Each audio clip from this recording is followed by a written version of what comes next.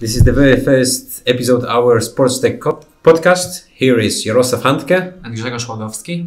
We would like to invite you to the pretty interesting conversation with the guy who calls himself as Global Connector. His name is Ryanem McCumberem. Yeah, sometimes you meet a person that is well connected, but guess what? He is like real well connected. So we have heard a lot of interesting stories, thoughts on sports tech industry, but let's go. Hello Ryan, and we are here with Grzegorz Łagowski and Jarosław Handke, of course. And our guest today is Ryanem McCumberem.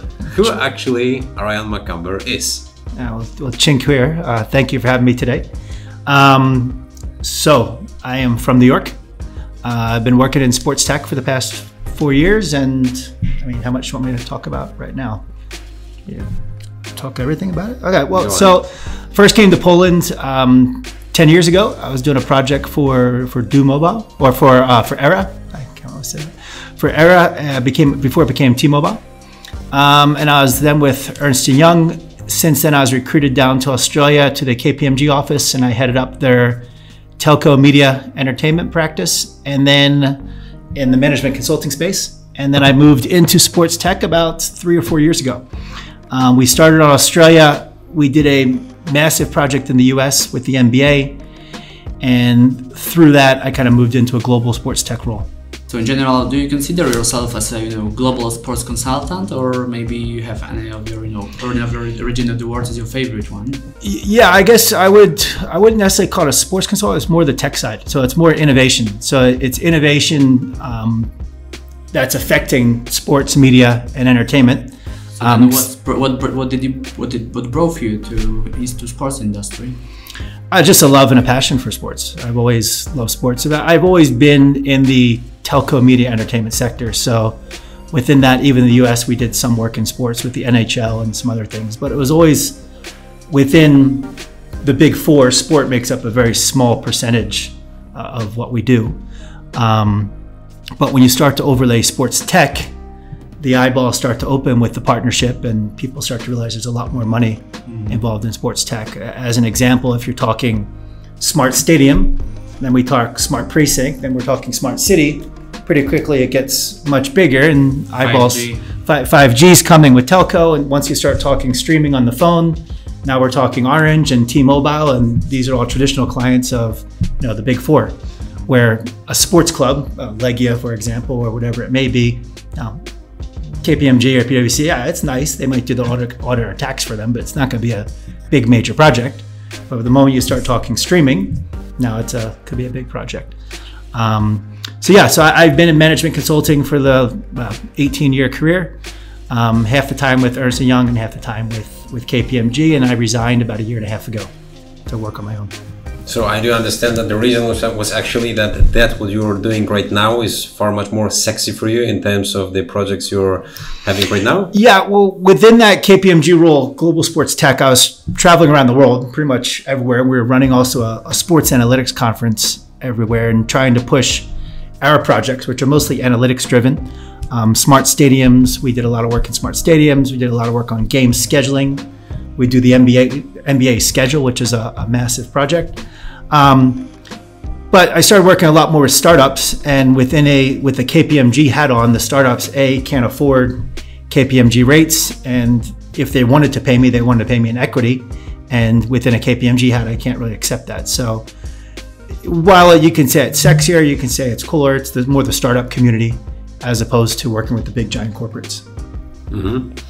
You also mentioned that 10 years ago you were involved in one project with Era in Poland, the company which now is called T-Mobile after rebranding. What are your general thoughts and insight about Polish telco industry 10 years ago and now? How would you? I know that at the moment currently you may not have the best knowledge how it works right now, but what are your general thoughts how it's changing here in Poland and globally? Well, no, I definitely do now because I get a SIM card every time I come back. Look, it's not as advanced as some other places, whereas the fintech sector I think is. The telco sector from a retail customer experience perspective, it's still kind of behind. I mean, I go to the store, I have to get a ticket, I wait for a long time. It's just there's things that aren't they're happening much more smoother if I go to an AT&T store in New York City versus the Orange store here. I can go into a lot of detail, but I don't think this is really about the telco space. But yeah, look, it's still a long ways to go. I will say from the banking sector, I think that's more advanced and more leading. I don't think the telco sector necessarily is one of the leaders here within Europe or the world, at least from what I see. However, I think this is a good place to mention that here on the Polish market, like the Orange team responsible for managing Polish marketing products, they have developed a dedicated product called Orange Flex that actually works a bit like, let's call it Netflix kind of product, that you don't have to sign a contract, but you just pay for it each month and you decide like for what actually you are paying for, like how speed, what's the speed for the internet and stuff like that. Yeah, look, I'm not familiar with that. As I said, I don't live here permanently, so I don't have those products. But I'll say, products like that were all in Australia. We had all those. They were all launching OTT products similar to Netflix. They can't compete with Netflix because they don't have the critical mass, and they don't. At the end of the day, it's Amazon Prime. It's going to be Netflix and a few other players, Hulu and others. That it's just the big money and buying the content. At the end of the day, content is king, and the ability to make new content as Netflix can do with TV shows and producing those TV shows. And do you think that there will be some time in the future when the big four companies will be pretty involved in the sports tech industry, that they will focus far much more on this particular? 100%. So if we talk OTT, and if I look at the UK market, let's use BT or Sky, they have the English Premier League rights. They're going to lose those pretty quickly. It's going to move to a global deal. So in Alibaba, Amazon, potentially a ESPN, ABC, but they're going to get squeezed out. And the amount of money it's Facebook. Yeah, Facebook's already doing it. Facebook, Amazon, they're already streaming sports. They're testing the waters. Twitter, but it's going to be a global deal. What I get at right now, everything's done on a country by country basis. Someone's going to come in and say, I want La Liga for the whole world.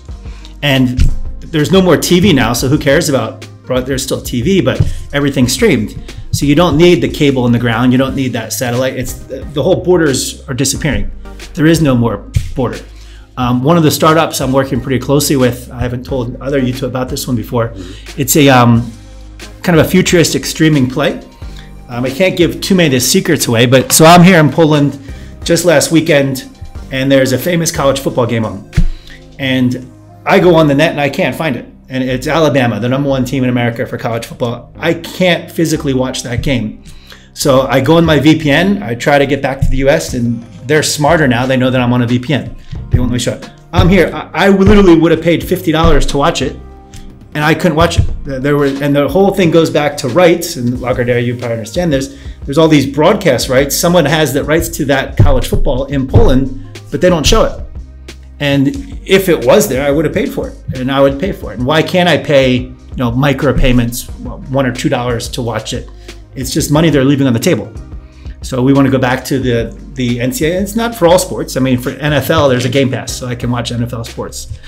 Same works for NBA. Yeah, for NBA, I have Game Pass, NFL, so I can watch all those, no problem. It's the college football or college sports, which are just as big.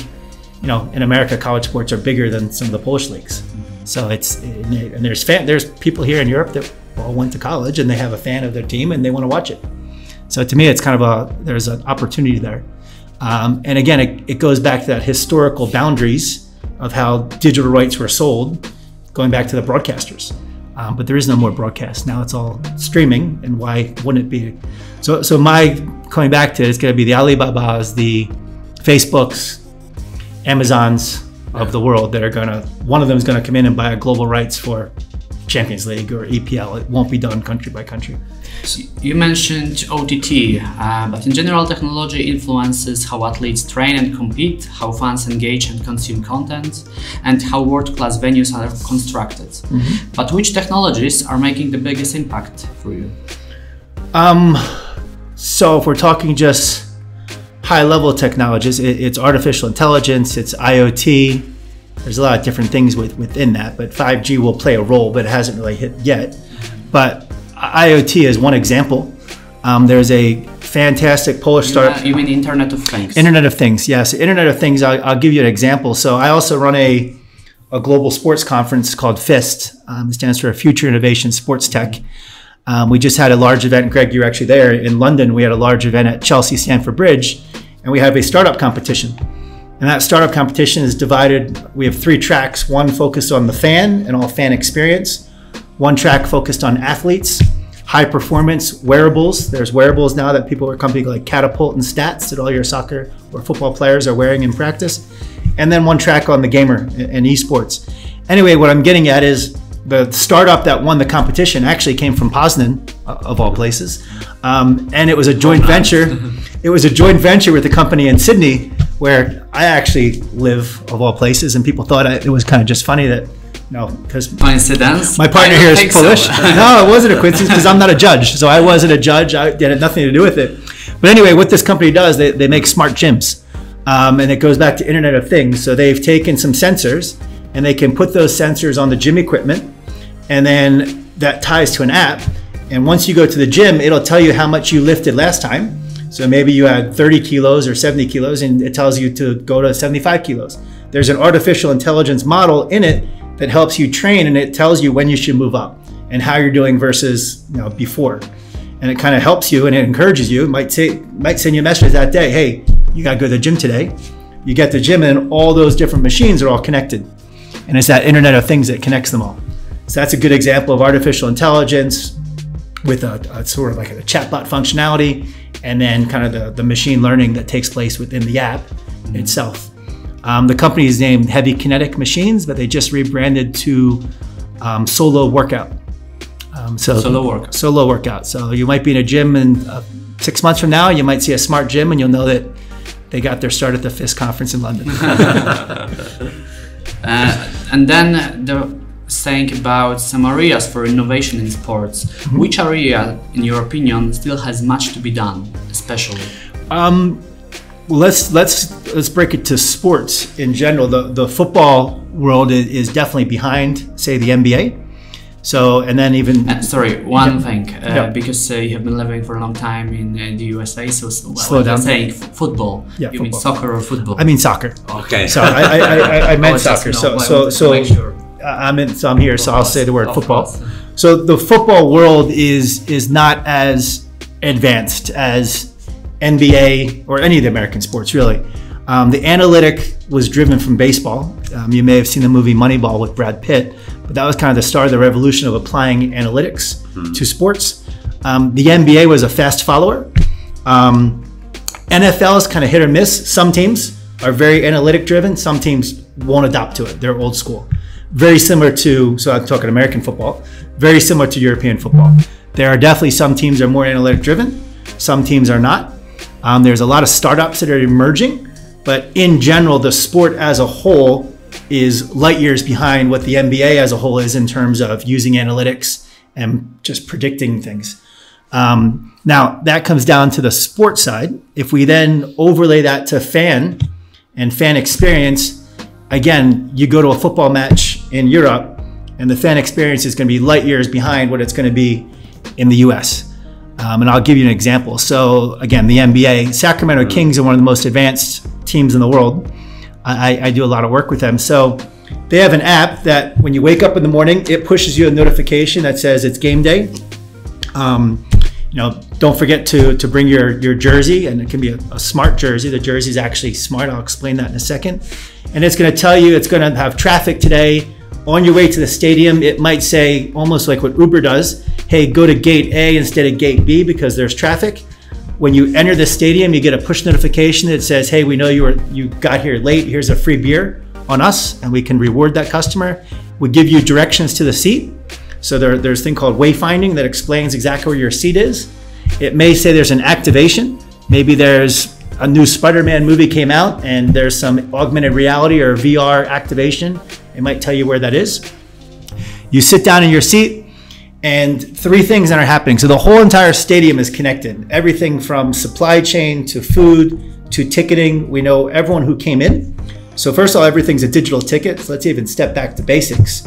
Right now, you still use paper tickets in some stadiums. Most cases. Most cases, you can't trade the ticket. You have to physically hand the ticket to somebody else. The ticket in the US, stadiums have all gone to 100% digital. So you cannot get in if you have a hard ticket. And it causes people problems because some people don't, they didn't bring their phone or their phone's dead, but they're moving to this. Not every stadium's this way yet, but pushing everything to digital ticketing. Then there's the secondary market, the StubHubs of the world, SeatGeeks. We can tell you what seat is better, what seat has more sun, what seat is going to be better view. You can see a picture from that seat. All this stuff is coming, but it's not quite here yet in football in Europe. And I've done a lot of work with Chelsea in the redevelopment of their stadium. These are all things they want to do.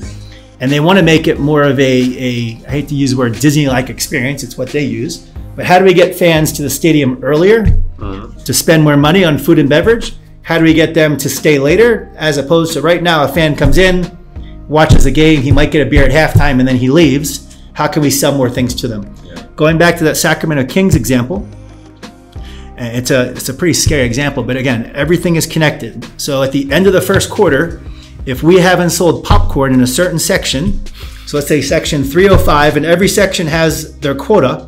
If it hasn't hit that quota, we will give a push notification to a family with a child because we saw them come in and we know that there's a child sitting in seat 33B. We'll send a push notification to the mother or father, free popcorn. We can then watch them get up out of their seat, go redeem their popcorn. So I've watched this from Australia. So I'm giving this demo in Australia. It's the daytime, it's work hours, but it's a nighttime NBA game in Sacramento. And we're watching on the big screen, we're getting a live demo. They say, look, we're gonna send popcorn now to seat 33B. We see them redeem the coupon. We see them get out of their seat. We see the phone move because they have the app so we can track where they're walking to. They redeem the ticket. In the demo, we then move on to some other things. We come back 20 minutes later and it's happened every single time. They've sold 5 or 10 more popcorn. Because once another kid sees popcorn, he says, I want popcorn too. And somebody smells the popcorn and sees the popcorn and you see your next door neighbor eating it, you go buy popcorn yourself. And so they're actually, for every one they give away for free, they sell 5. Well, you mentioned that probably the most popular sports in the US are far much before the rest of the world. But if we can compare not only Europe to the US, but for example, Dubai or Australia, where you have lived and worked for some years, how does it look like in this part of the world? Australia is very similar to Europe. First off, you can barely get a signal on your phone. The network doesn't work. You can't get Wi-Fi. You know, I'll use Wembley Stadium as an example. It's arguably the most famous football stadium. I mean, obviously there's San Siro, there's Real Stadium, but no, Wembley is UK's national team. I can't get internet inside the stadium. So if I can't get internet, I can't post things on social media. I can't take pictures. I can't get any data unless you have EE. And if you have EE, they have Wi-Fi, but you have to be an EE subscriber. I got a EE prepaid card and it doesn't work. So you have to physically have a subscription. So that fan experience of taking that video, taking that picture, posting it up to social media, all that stuff that kind of comes with the experience. Or in the Sacramento Kings case, they push you replays and highlights, and you can see everything. Another thing that's taking place in the US right now, Intel has all these 360 cameras in an NBA game. You can log in and you can watch from wherever you are. You can watch from those camera angles. And you can almost makes you feel like you're at the stadium. I'm gonna sidetrack here a little bit. So the Golden State Warriors are building a brand new stadium, the Chase Center. I'm actually gonna be out there in 2 weeks getting a tour of it. But one of my good friends is the head of digital, and this is 2 years ago they created this. So with the help of Philips, which is a proud European company, Philips light bulbs from the Netherlands, the Philips smart bulb. And in the Philippines, apparently there's the most Golden State Warriors fans per capita per country. In the Philippines, yep. And they also apparently have a lot of smart homes. I would have never thought this, but they have all these smart homes that are being built.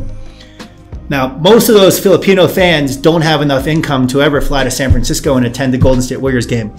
So how do we bring that Golden State Warriors game experience to the Philippines? So this is a true story, and this happens today.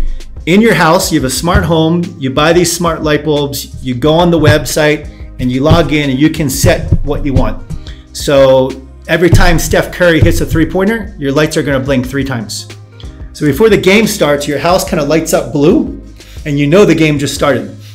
And then every time Curry hits a three-pointer, your lights can blink. Now, it's whatever you want to be set for. If they win the game, the lights can turn yellow. So you know, and you get this kind of stadium experience that the Golden State Warriors just won because the light just flicked yellow. And you can set it for whatever you want. It sounds kind of corny and odd, but it's pretty amazing. They're doing this and trialing it. Phillips picked the Warriors to do this trial with. It's still under trial. But literally, a goal is scored. So imagine you're a Legia fan, and they score a goal, your house lights up red. Or the light bulbs all turn red. I'm like, it all sounds amazing.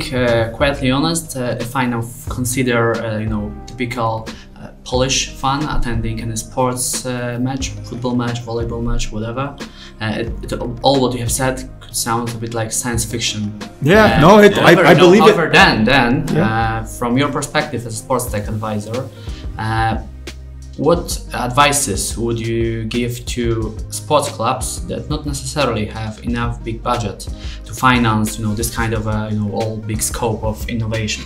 Yeah, so I'm actually going to be producing an article about this in a few days with my partners at Hype on don't be the next Kodak. The title of it, you don't want to be the next Kodak or the next Nokia. A lot of sports clubs in Europe just feel like they don't need to change. But if you don't innovate and if you're not adopting, you're going to lose that next generation of fans. And as that next generation, the millennials right now that care about digital, care about social media, they might not want to watch the whole game, they're going to watch the highlights.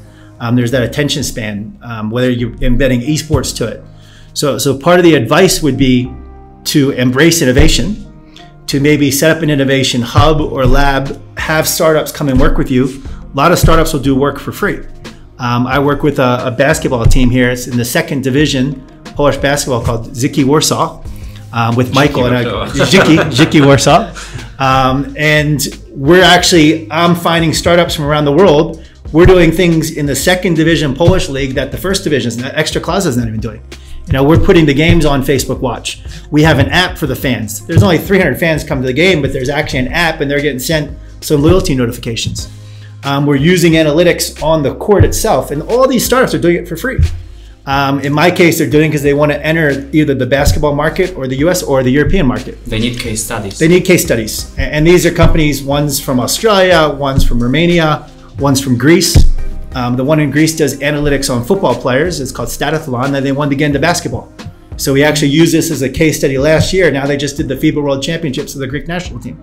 So that case study got them there. So look, not everyone's gonna, you can only get free work for so long, but you need to adopt innovation and embrace it. And there's another angle I'm working with, don't want to give it completely away, but there's sports clubs are now coming together to set up alliances around the world so they can share better practices and they can share some resources. They can understand what's working in La Liga and how do we bring it up here to Ekstraklasa and vice versa. But there's a lot of conferences and knowledge share, but it's out there. You need to adopt it. Well, actually, it all sounds pretty impressive, but what do you think about the real time when these solutions may be implemented in a global scale to football clubs, to basketball clubs, and so on, all around the world? I would say, what is actually the deadline after which it may be too late for some clubs to gain more funds from the new generation? Which I don't think there's a deadline. It's sooner than later. I mean, you don't want to wait too long. I'm working right now with the Belgian national team, and in what sports? In football. Oh, yeah. So the Belgian national team in football. I'm working actually through my old office, the Capgemini office in Belgium. They actually reached out to me because of LinkedIn. So I was doing a lot of work in sports, and they said they have potentially a sports project. But a great example here, again, this is Belgium, a small country. They just turned over their sponsorship a couple of years ago, and they just rolled it over. So the last 10 years, the same contract with Jupiler Beer, with ING, they just renewed it. 10 years ago, they weren't the #1 club in the world. They're now the #1 football club in the world. Eden Hazard has social media following like crazy. And that ING logo on their kit, if somebody takes a picture of him and now it goes out on social media, onto Facebook, onto Twitter, and whatever, millions and millions of people are seeing that. There's a value to that. There are startups out there, two new companies, one's called Gum and Hook It, that can do a valuation of all that social media evaluation. And literally, I'm just going to make up numbers here. These aren't real, but we're going to ING saying, look, you're only paying us 8 million. the value of what you got is 45 million. And how do you go back to them? And the Belgium team is now realizing, we need to innovate. They hired a gentleman from the telco sector, and they're going through a whole process right now of revamping how they do sponsorship. And I helped them talk to the Golden State. They talked to the Warriors. They talked to the New York Yankees. They made a bunch of calls all around to do some benchmarking, and now they realized that they got to do it differently because of social media and that value that social media brings there. And obviously within Lagardère, you guys are all over that. You're across it as well. Mm-hmm. And then on the other hand, what's holding back sports tech adoption, like monetization? Yeah, I don't think anything's holding it back. I think it's moving super fast everywhere around the world. And I wouldn't say, obviously it's budgets and only so much that clubs can do. What about risk aversion?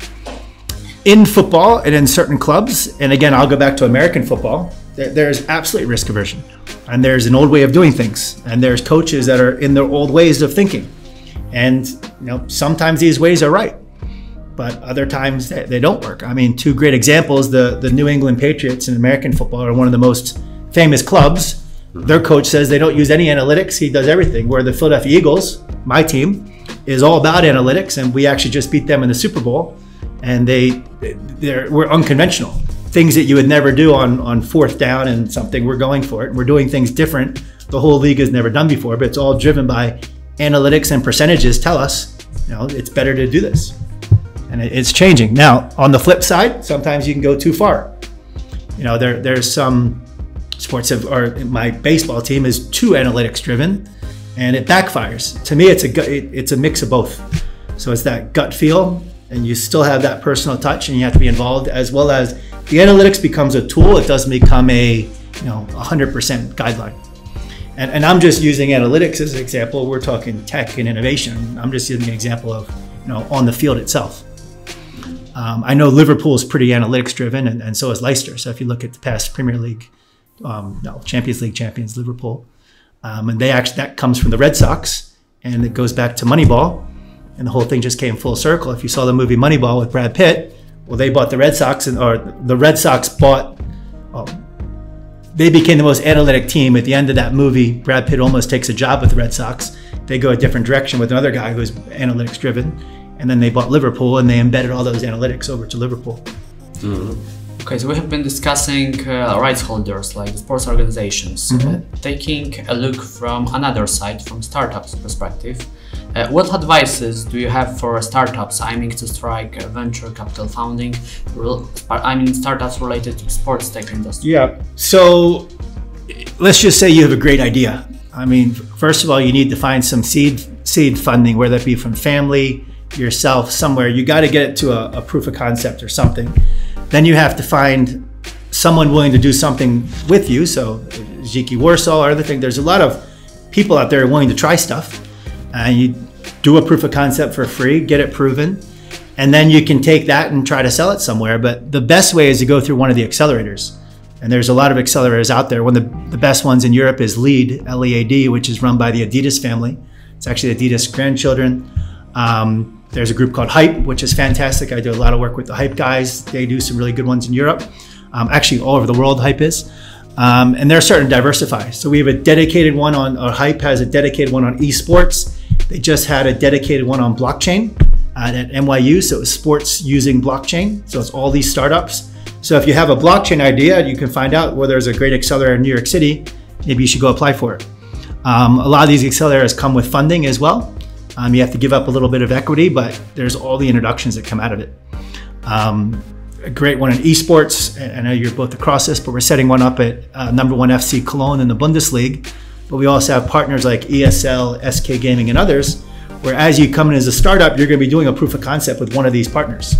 And when one of these partners, if it's successful, they're going to sign a contract with you, and then your valuation just goes up significantly. So it's because of that accelerator you're getting those introductions. And I would look, you got to think about what sport does it apply to, what accelerator is right for you. And some accelerators are remote, where you can show up 2 or 3 times over 3 months. Some accelerators are on-site full-time, and you have to go there, be there full-time, and leave your families or whatever you may have, but you may have to move to London for 3 months. It's not a bad thing. And how many startups do you have in your portfolio actually? Well, just let's imagine such a case. We have somebody who hears maybe this podcast. There's a guy from a particular Polish club, for example, Ekstraklasa. And he is pretty open-minded and he would like to gain some knowledge from another sides of the world in terms of some technology. So I wear two hats. One is a company I have called SportsTech AI, which has roughly 10. Each startup and each agreement's different. So startups, right? Yeah, so I'm on the board of some. So some I have a board seat. Some I'm just an advisor. Some I just have an agreement in Europe for performance development and business development. So if I help them introduce them to Chelsea, I'll get rewarded, or if I help them raise capital. So each one is unique and different. But there's 10, some I do more or some I do less. There's probably another 10 that I'm talking to on a regular basis. I might help them here or there, but I'm not actively with a contract. With those 10, I have active contracts where I have 1 day a month or 1 day a week. Each one's a little bit different of a commitment that I have to help them work with them on. What's your favorite role then? Yeah, it's a good question. They're all different. I mean, the best ones are when you're getting paid on a retainer and you have a board seat and this and that. So the least favorite would be purely performance development, but that's also the easiest one for the startup to offer you. So a lot of the ones where I have that are more, let's say they're more mature startups in the US that are looking to enter the European market. They don't want to pay someone full time, so they pay me as an opportunistic. If I find a club that's interested, I can do an introduction. If it's successful, I'll get rewarded from it. So obviously the board seat, it's the spectrum from left to right. So the furthest right is a lot more involved, and the furthest left is more of a light touch, so to say. So your actual business model is that you are being paid at the side of right holder, right? It varies. Sometimes I'm paid by the startup. Sometimes it's the rights holder paying the startup, and I take a commission. Sometimes it's the rights holder paying me. Like in the Belgian case, the Belgian national team pays me. Pays me for consulting work. So I do both. I kind of play both sides of the fence. Always talking to clubs and leagues, and then startups. So it's more SportsTech AI is more startups. When I mention that portfolio, it's more startup driven. And what's your development goals then? Like, what do you think the future will bring for Ryanem McCumberem? Oh God, I don't know what tomorrow is going to bring for Ryanem McCumberem. I don't think that far ahead. Look, it's a great question, and from a management consulting, I should have a proper 3-year plan, 5-year plan, but it's moving so fast. And then the FIST conference. So part of my time is pushing FIST and making FIST bigger around the world. We're planning actually a conference potentially in Warsaw for next year. I'm talking to a conference in the Middle East. I'm talking to Dubai and Saudi Arabia. I want to do one in Brazil. I'm talking to between Rio and Sao Paulo. But that conference series allows me to meet all the speakers and all the people. So it's actually how I met Greg. So we had Greg speak at our London conference. Greg's an esports expert, and he spoke at the London conference. And now I'm here, and Greg's helped me out with other things. So it allows me to build up that network. I can pretty much call any speaker in the world. So if the London conference, I called up to Liverpool, they want to speak, or guys from Chelsea. And I'm calling them to speak at a conference. I'm not calling them to sell them something. And then when they speak at the conference, we have a VIP speaker dinner the night before. You get to meet them all, you have some drinks. And then I can say, oh, by the way, I have this one startup. Are you interested to learn more? And once you get to know them, so it's a great way to build the network and then to be that quote unquote connector. And that's kind of how I see myself, as kind of that global connector. And then more importantly, it's the global basis that I bring to it. A lot of startups in Europe don't really need help within Europe. Having said that, if you're from Poland, you might need help to get down to La Liga. But if you're in Madrid, and you probably don't need help within the football world, but where you do need help when you want to switch over to basketball and you want to come to the NBA, you want to go down to Australia for rugby or for cricket. So the beauty and the value that I bring is that network and those connections in all the continents, including China. I just actually had a call today with a startup from Slovenia. I'll give them a little plug. It's called Fan 360. But it's all about football and sports, and they're about to announce, I can probably say it right now, this is going to be announced tomorrow, Buffon, Gianfranco Buffon, the goalie from Italy, famous Italian goalie. Buffon, how do you say it? Buffon. Yes. So he just signed on to be one of the co-owners, and it's going to be announced tomorrow in the press, and they have a big press conference tomorrow, but he's behind this app and he's helping to push it. It's all for fans, and he needs help. It's football only, but kind of a credibility. It gives credibility. It gives credibility, yeah. So as your startup, you want to, if you can get onto those, one famous athlete to then come on board, give him 20% equity, but then he becomes a spokesperson and he comes on board, maybe makes a commercial, whatever it may be. And a lot of those athletes, so a whole nother piece to this is life after sport for the athletes. So the athletes, as they're about to retire, they're looking for the next thing to do. In Australia, I did a lot of work on this, where you don't want those athletes to invest in steakhouses or a strip bar or whatever it may be, which they naturally enjoy, but they're all starting to look at sports tech. And they're looking at sports tech from threefold. And in the NBA, all the players are starting to invest, and they all want to go to San Francisco and get involved in the Silicon Valley thing. But they can invest, they can also become a spokesperson, they can also just try it. A lot of times they needed somebody to try the product. So getting those athletes, it can be, everything up from Lewandowski to some other player on Legia. But you get them to get involved, and they're all looking to get involved. This is like the cool thing. It's something that's interesting to them and something they understand. Kind of got sidetracked here a little bit, but back to Fan 360. On the call I had today, he really wants to enter China. He doesn't know anyone in China. So I have 3 companies I'm a part of. There's actually one is partially owned by the Dutch. I think he was a striker, Wesley Sneijder. I think he's maybe retired now, but he's a co-owner. He's a co-owner of this company in China. So I just had a call with them the other day, and what they want to do is find the best football products, and they want to be their licensee or franchise. They want to own it in China and distribute it all around China. So I'm going to connect this guy tomorrow. It's like a win-win relation. It's a win-win. So I'm able to connect this guy to Wesley Sneijder's company, and they might be their Chinese representative, and I'll take a cut of everything that gets sold.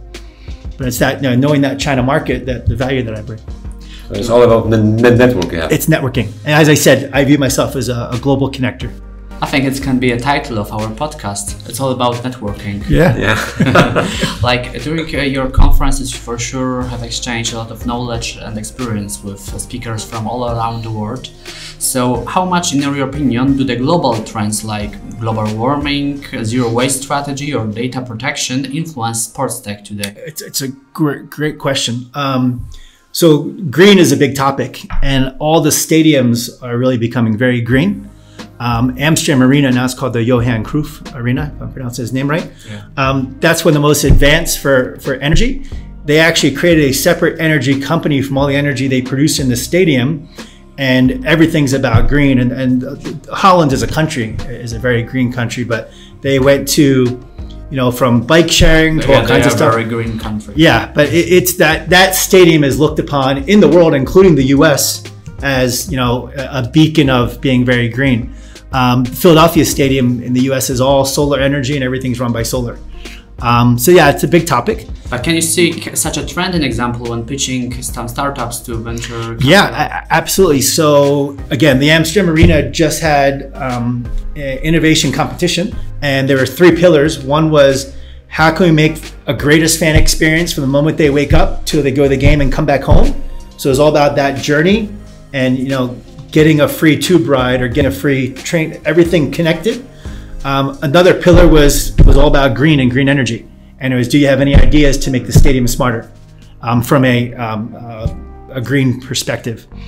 Data protection, obviously with GDPR, a big issue for the US startups that have apps and other things. It's very different over here on how you can apply it. That Sacramento Kings example that I gave you, that might not work here from a protection industry. So they all have to be aware of it. There's a lot of things happening in the US, and some things I think I just read the other day, I think it might have been Man City, they implemented facial recognition and they had to kill it because too many people were complaining of somebody watching me and knowing where I am. So sometimes it can go too far, but the world's moving so fast, and we'll see. Of all places, when I was in San Fran last time, I was shocked to hear that the city itself has banned facial recognition.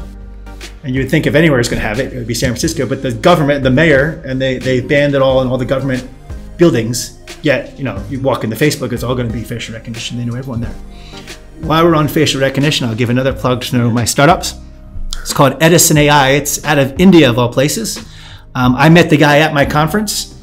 He approached me 2 years in a row. I just didn't have bandwidth for him the first time, and he finally had something. In the beginning, he really didn't, but then he had it. They used facial recognition, and this first product was a soccer product. he measures all the players from the broadcast using their face. He can then put stats and overlay it on the TV or an OTT product above their head. So, for example, just like a video game, and you can see above their head, and we can start to put maybe how far they ran. You can start to put betting odds. You can put whatever you want.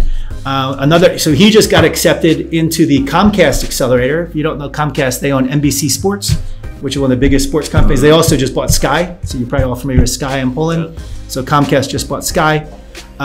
So within NBC Sports, they have all the rights to golf. And one of the trials they're doing is we can understand the facial recognition of the golfer. We can then identify the club that he just used. And let's say it's Tiger Woods or Phil Mickelson, whatever it is. We can see that club on the overlay. You can click on it and say, I want to know more about that Callaway. And then you can go buy the club. So it kind of brings it into a merchandising of seeing what happens and overlaying that commerce and that click through. Now, it doesn't work on traditional broadcast. It has to be on OTT, but it's that OTT layer. And all the new cable boxes for Comcast that are all coming out now are all over the top. They're all online. So all the new cable in the US will have this capability. We're also doing it so 3-on-3 basketball is a big thing now. There was just a tournament going back to Ziki. Michael just ran a big tournament here in Warsaw. We had one of the first 3-on-3 tournaments.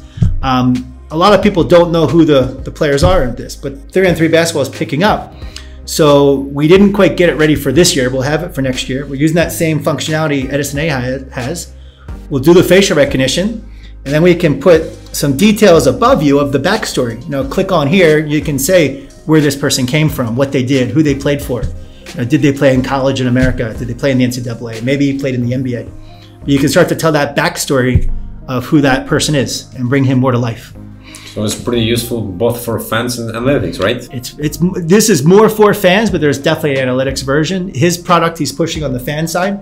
I know of another product in Australia that's pushing it more towards the high performance side to understand how fast they're running or what they're doing. So when talking to some accelerators, like mentioned Hype, what is your take on valuation process of sports tech startups? Like how do you judge whether any startup has a potential to grow or not necessarily? Look, I mean, valuations are what they are.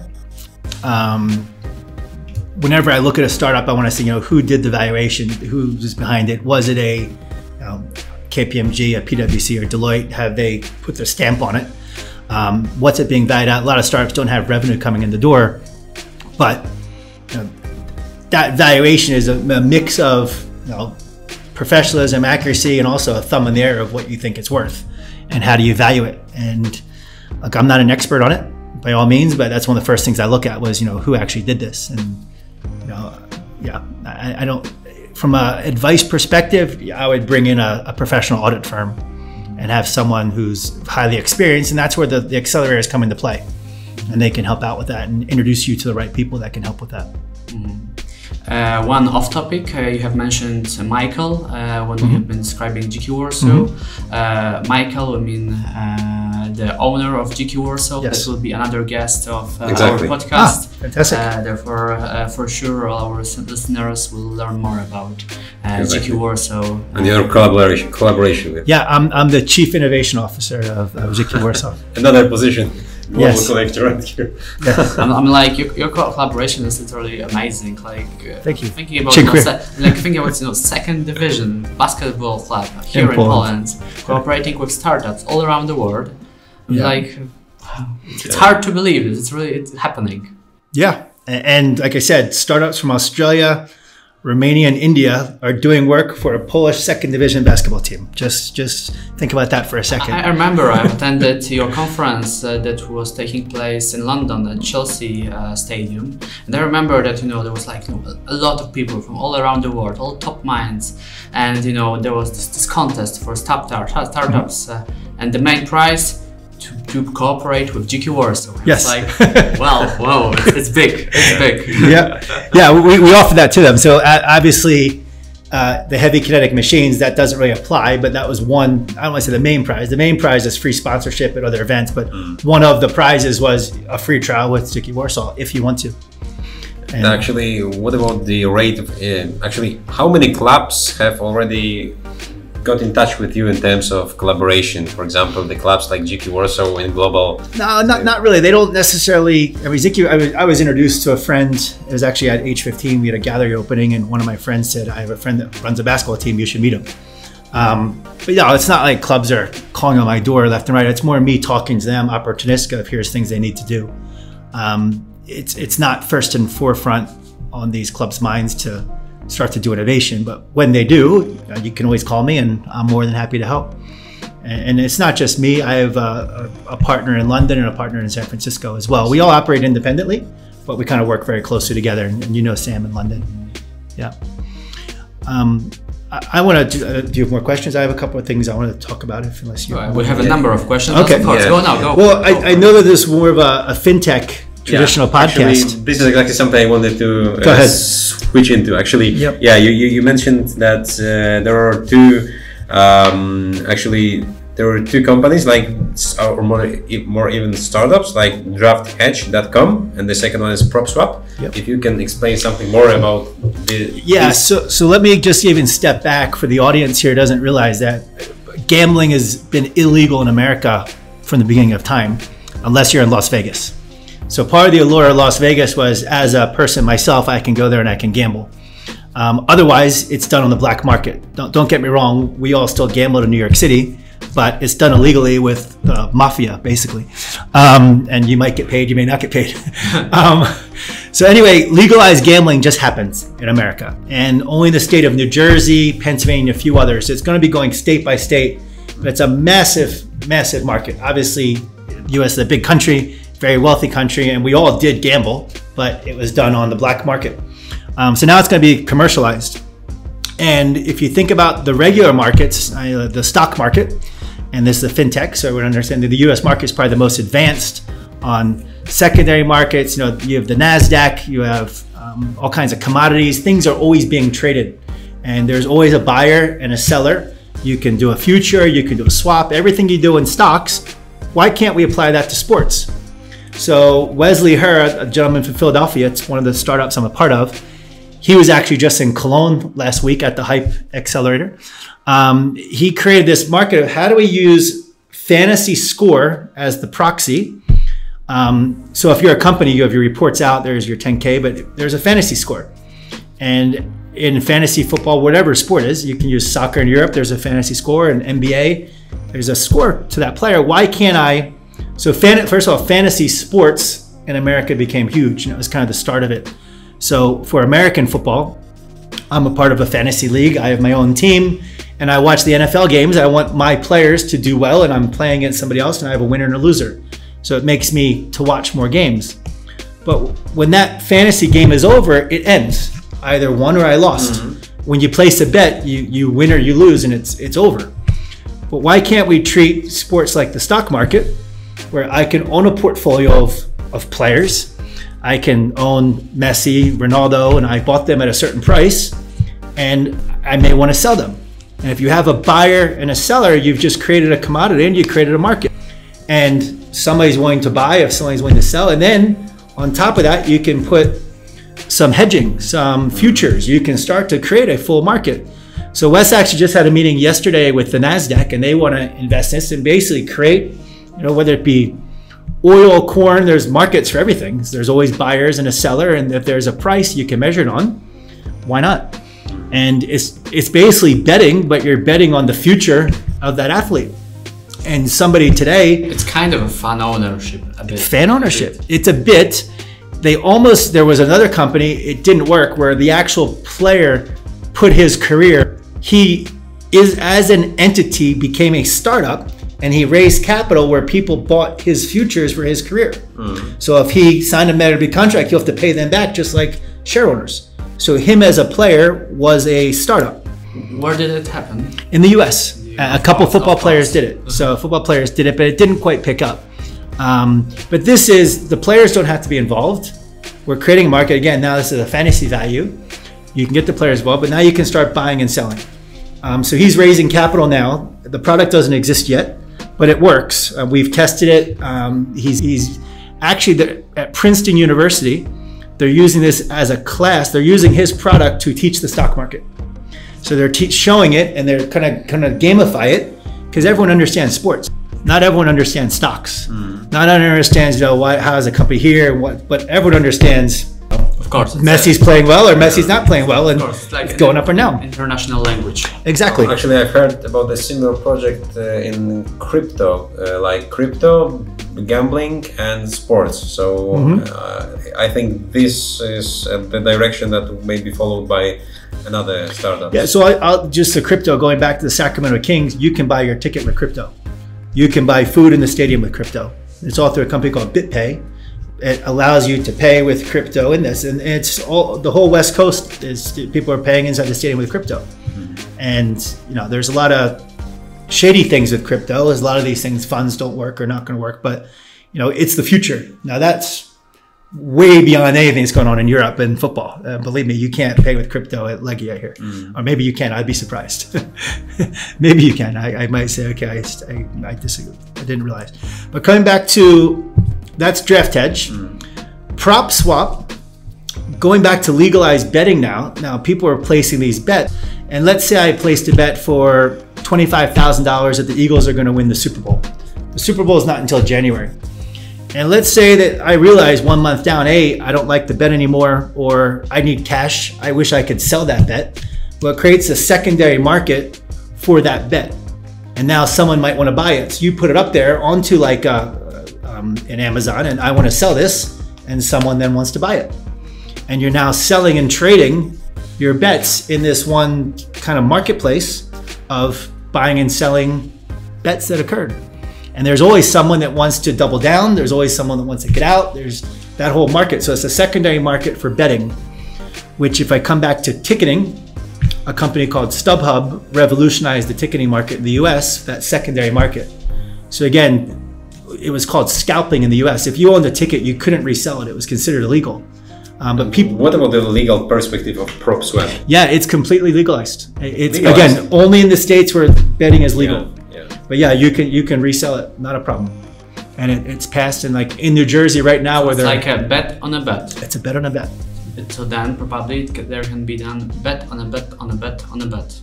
It can be 20 times. You can just keep selling it if someone wants to buy it. I mean, in the mortgage, there's secondary markets right now where, people buy the mortgage and it's sold and resold and refinanced, and people are rebuying it all the time in those markets. So on Wall Street, there's those secondary markets occur on everything.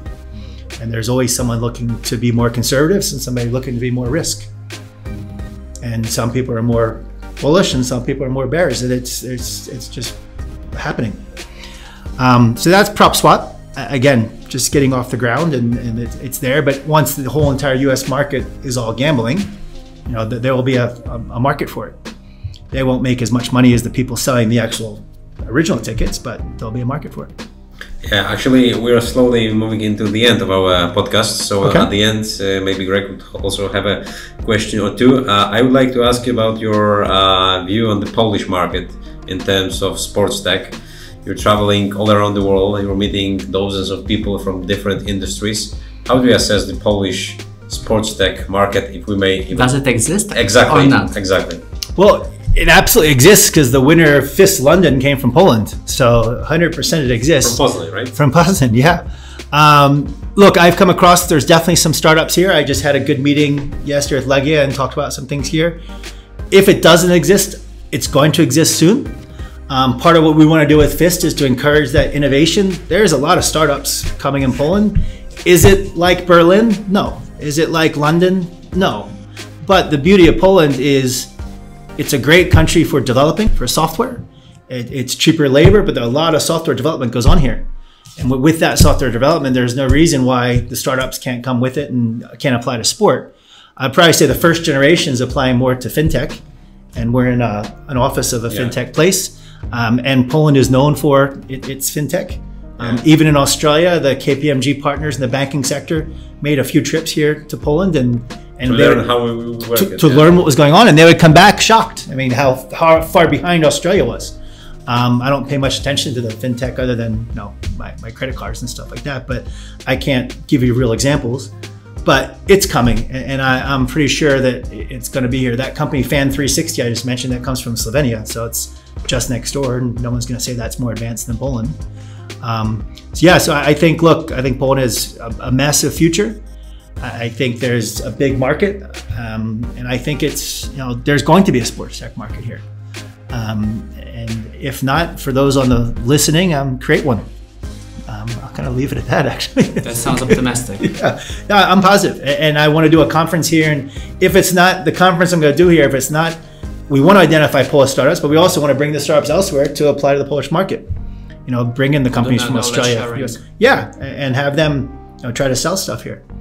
But a lot of it, when these startups, if I own a football club in Extra Claza right now, when you deal with these startups, it's not that much expensive. Like I said, you can be putting in an app pretty cheaply. You can start to do loyalty programs. You can do push notifications. It doesn't cost much. It's more time and effort than it is dollars. Yeah, so I think we can slowly come to the end. Well, actually, it's still not official, but we may you mentioned about it that next year in the spring you're about to organize. Not official. We want to. So it's in the plan. Yeah. We don't know date or time or venue, but we're having some discussions. In case anyone is interested, exactly. where to search for any information? Yeah, you can go to www.fistglobalseries.com. But the best thing probably is just to find me on LinkedIn. Ryanem McCumberem. I don't know if it's Ryan and then McCumber McCumber. Like the end of cucumber. Exactly. Exactly. Correct.